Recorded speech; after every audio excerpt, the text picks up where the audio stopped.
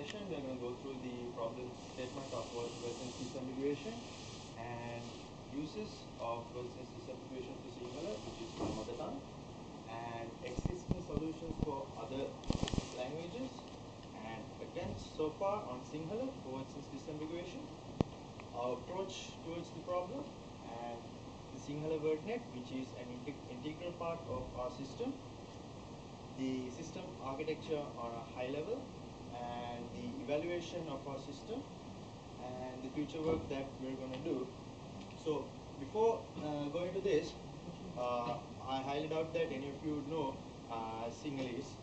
So I'm going to ask a question on English. So the word bank in English has different senses. So one of those senses is the financial institution, and another is a sloping land by a river.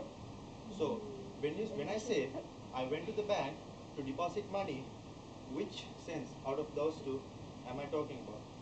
Could somebody tell me whether it's the financial institution or the sloping land by a river?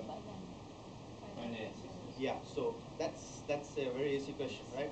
It's the answer is intuitive. But the question is, how would a computer know which sense I was talking about?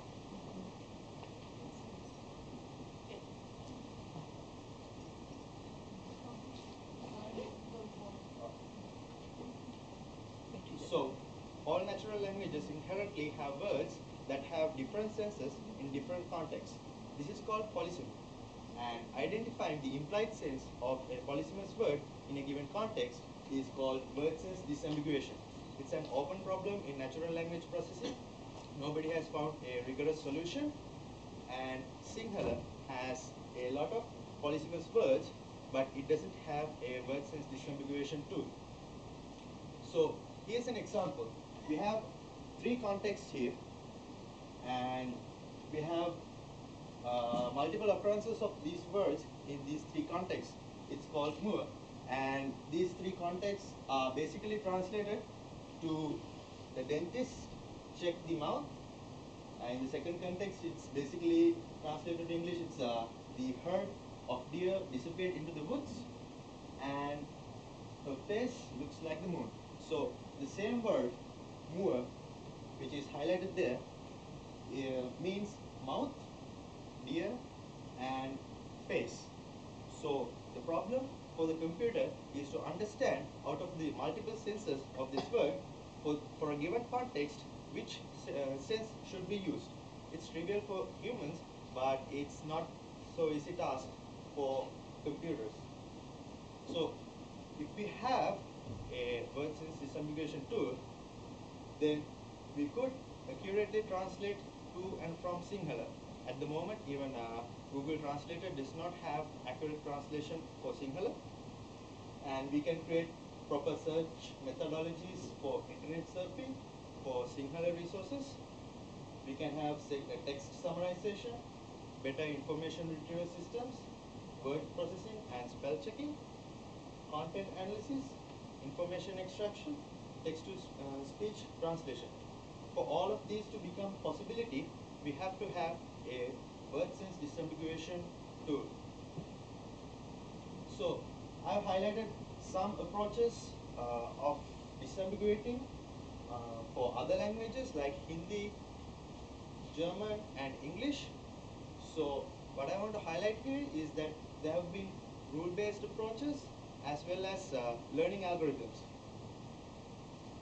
So both those possibilities were available for us, and at the moment I can say that we are the first group of people to attempt word sense disambiguation for Sinhala, and before that there has been an attempt on word sense discrimination. The difference is when you do word sense disambiguation, what you do is you identify the implied sense of a polysemous word in the given context.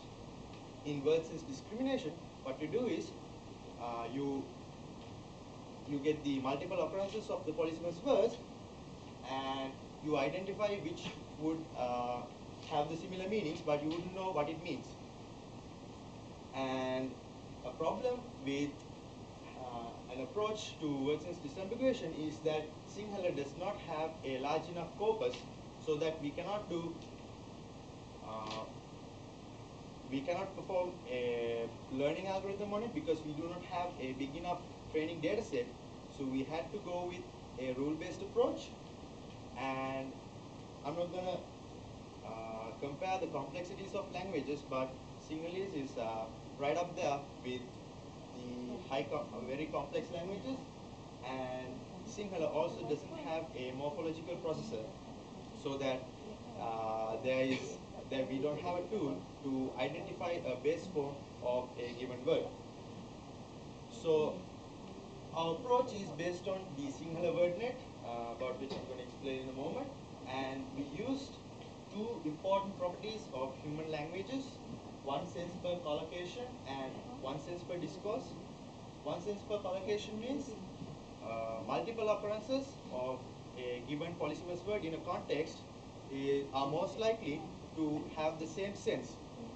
And one sense per discourse means the sense of a polysemous word has a relationship with the words surrounding it. And Michael Lesk, back in 1986, proposed an algorithm which is known as the Lesk algorithm, and he used those two properties, and it was later improved, and that improved version is known as the simplified Lesk algorithm, which we are using in our system. So the basic algorithm using WordNet is, what you do is you get the glosses of the senses of the target word from the WordNet. The target word is the polysemous word that we are trying to disambiguate, and you compare the gloss of each sense of the target word with the glosses of every other word in the given window of words, and you keep a count of overlapping words in each sense pair, and the most appropriate sense will be the one with the highest count of overlaps. And the improved version, again, we get the glosses of the senses of the target word, but instead of getting all the glosses from all the senses of all the words in the context, which would have a very high running time, what we do is we consider the overlap between the glosses of the target word and the context. When we take a window size of n, usually we take n over 2 words to the left of it and n over 2 words to the right of it, or choose accordingly in special cases. And again, we keep an overlapping count for every sense within the window pair, and the most appropriate sense again will be the one with the highest count of overlaps. So for that, we are using Sinhala WordNet, which has been developed by another group of people of University of Moratuwa. A WordNet is a lexical semantic network, and the Sinhala WordNet is based on the Princeton WordNet for English, and it's crowdsourced, so the dataset in the Sinhala WordNet is not that big, which is the reason why we couldn't have a big enough training dataset for a learning algorithm. And here we have the high-level architecture where we take the list of words from the relevant context, and we get the synonym sets for the target word from the Sinhala WordNet, and we input it to the word sense disambiguation algorithm, which is the simplified Lesk algorithm, and you get the implied sense of the polysemous word. So we evaluated our system using F1 score calculated as this, and since our system always responds with one and only one answer, our precision and recall evaluates to be equal. Therefore, F1 score is equal to the precision, and we evaluated our system using 10 polysemous words and their presence online, and our system got an overall F1 score of 0.63, and we believe that 63% on our first attempt on word sense disambiguation is quite significant. And At the moment, we are only disambiguating nouns. So we are planning on disambiguating verbs, adjectives and adverbs because this is an ongoing project. And one of the major drawbacks we have is that we do not have a morphological processor, which is supposed to be a separate project, but without a morphological processor, we cannot have an accuracy beyond a certain level. So that is included in the future work as well. So that's about word sense disambiguation for Sinhala. Thank you.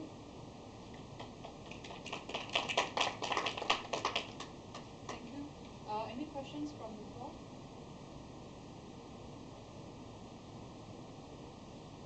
Who will verify the previously of your work? Pardon? Who will verify that the work that you have done is correct? Well, You of course need a Sinhalese native speaker. yes, yes.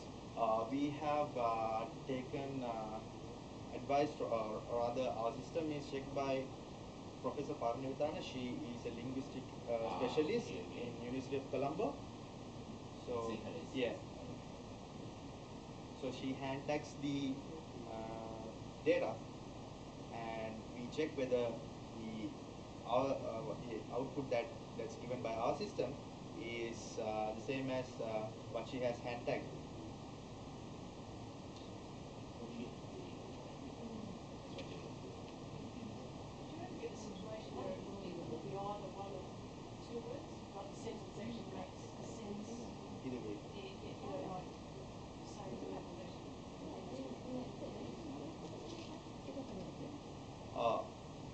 At the end of the day, when the context is large enough, so we are talking about a specific thing, so we haven't actually encountered an actual example where two senses would, because what we're doing is we're hand tagging for evaluation purposes. What we're doing is we hand tag.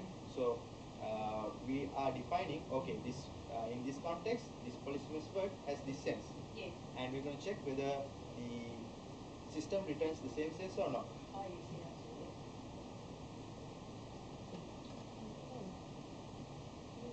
What application do you plan on using this? Yeah. for? So we can do to do any of these things. You have to have a good enough word sense disambiguation tool.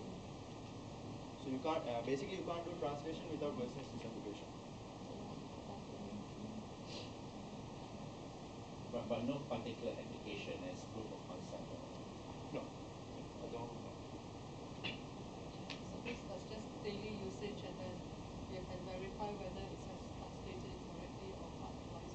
Actually, this is a suite of projects. So as I mentioned earlier, another group last year has developed the Sinhala word name. Right now, we're developing a word sense disambiguation tool. Our ultimate goal is to build a translator. So for that, we are building a single tool and one step at a time. So our ultimate goal is a translator. So something like Google Translate and Yes.